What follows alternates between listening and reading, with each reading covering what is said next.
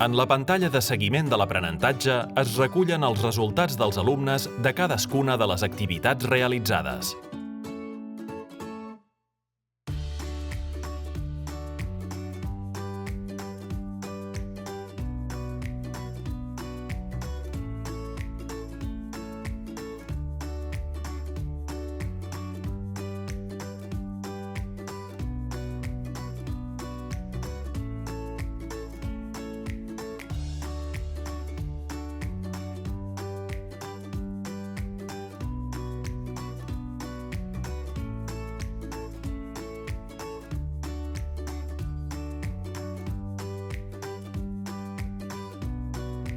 També es permet exportar la taula en format de full de càlcul.